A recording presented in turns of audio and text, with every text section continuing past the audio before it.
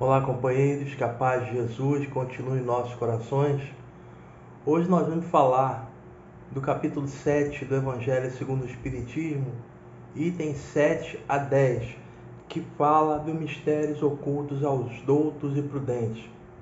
Uma narrativa de Jesus em que ele fala: graças te dou, meu Pai, por eu ter ocultado isso aos doutos e prudentes e ter revelado aos humildes. Que a gente possa entender com clareza a proposta de Jesus, principalmente nesses momentos em que nós, o planeta Terra, estamos nos preparando para comemorar a sua vinda entre nós, aproveitando esse clima de boa vontade que se instala nesse período,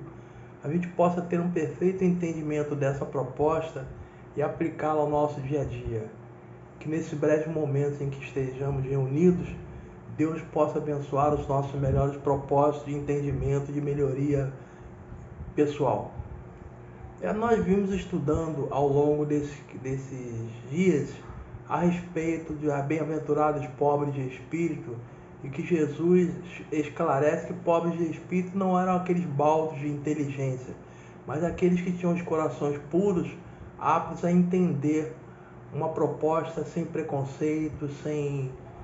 nenhuma prevenção que não seja o raciocínio e a aprovação da razão e do coração. E quando Jesus fala: graças te dou, meu Pai, por ter ocultado isso aos doutos e prudentes e ter revelado aos humildes, Jesus ratifica essa primeira proposta de bem-aventurados pobres de espírito, porque ele bendiz o Pai de ter revelado não aqueles que se julgam superiores a tudo e a todos, superiores em conhecimento, em raça, em caráter, qualquer tipo de superioridade que eles se coloquem acima da coletividade. Então, quando Jesus se refere a Deus dessa forma, ele dá graça por ter revelado aquelas pessoas simples, humildes, que não aceitam tudo de pronto, mas que estão prontas a receber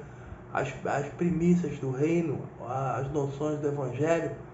com raciocínio, mas sobretudo com o coração, e que não tem nenhuma prevenção contra aquilo que está colocado no Evangelho, contra aquilo que Jesus apregoou e exemplificou como ninguém. Então, quando Jesus fala bem-aventurados pobres de espírito, Jesus se refere àqueles que estavam prontos, aptos a entender, a compreender e assimilar aquilo que ele estava revelando no momento. E a mesma coisa ele fala, a mesma proposta, o mesmo raciocínio se aplica quando ele bendiz ao Pai de ter ocultado isso aos doutos e prudentes. São aquelas pessoas, voltamos a frisar, que julgam-se acima de tudo e de todos em inteligência, em tudo, em qualquer quesito que se comparem, quando ousam se comparar, porque na maioria das vezes não se comparam,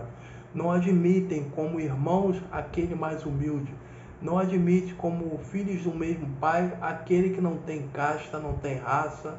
não tem nenhuma posição de destaque na sociedade. Então esses com certeza não estão aptos a receber as noções de igualdade, de fraternidade que Jesus desfralda na bandeira do seu Evangelho, quando ele coloca a igualdade como principal argumento, como principal bandeira do seu Evangelho, quando ele diz amar a Deus sobre todas as coisas e ao próximo como a nós mesmos. Quer dizer, como é que eu posso amar o próximo como a mim mesmo se eu me considero superior a ele? Então todas essas pregações, esses esclarecimentos que Jesus colocava no seu Evangelho, principalmente nesse quesito que nós estamos estudando, é o da igualdade, da fraternidade, da lealdade, da humildade, coisas que os doutos e prudentes não têm. Nós vemos hoje, tem um capítulo muito interessante no Evangelho, chamado Aliança da Ciência e da Religião, né? A gente coloca que as pessoas que se dizem doutas do saber não aceitam a religião como uma fonte de conhecimento, mas sim uma fonte de enganação do povo, que adula o povo com as suas promessas vãs, sem nenhuma eficácia na sua vida prática. Ora, nós sabemos que ao contrário disso, A religião que é boa, ela transforma o homem. Se transforma o homem, modifica-lhe o caráter. E esse é o principal objetivo da religião. A ciência não consegue fazer isso. A ciência dá o conhecimento tecnológico, conhecimento científico, conhecimento das leis, mas não dá o aperfeiçoamento moral, que só a religião, a boa religião, a religião calcada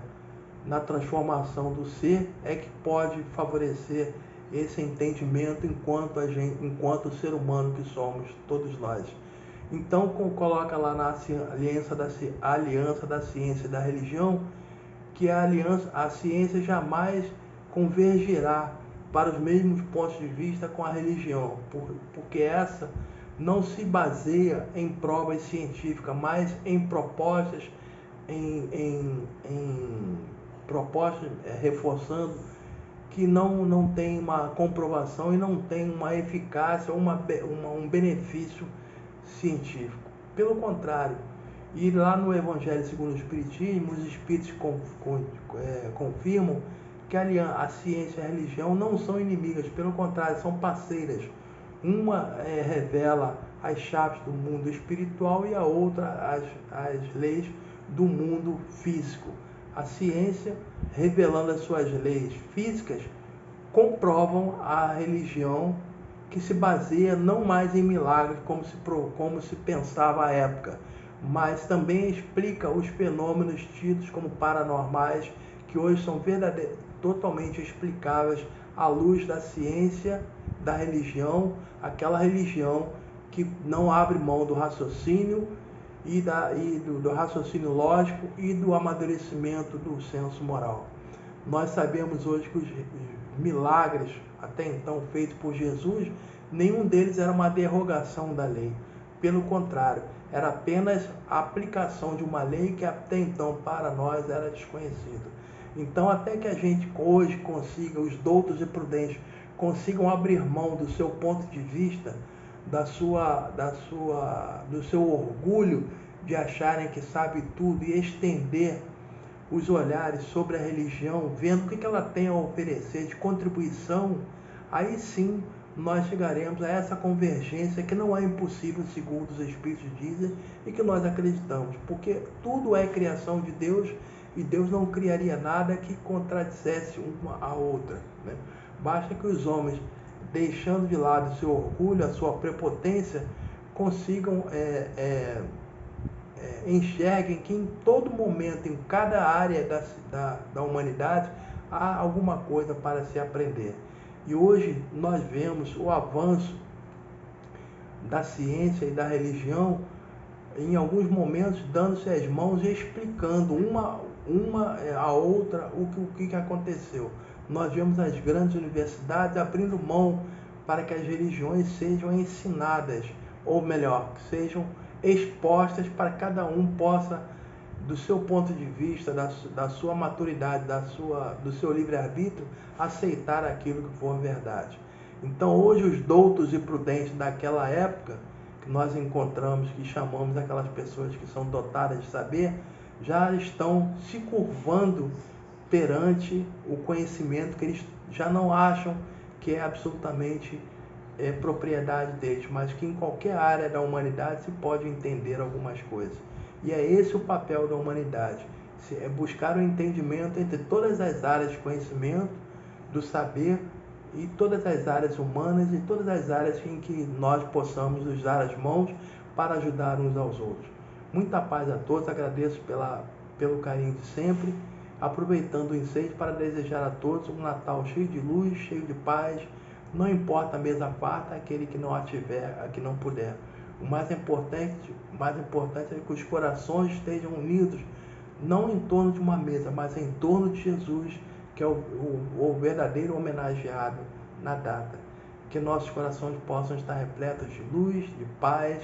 e que nesse ano novo de 2022, que se avizinha, nós possamos ter plenas realizações no bem, no campo da moralidade e no campo do aprimoramento de nós mesmos. Muita paz a todos, muito obrigado, muita paz.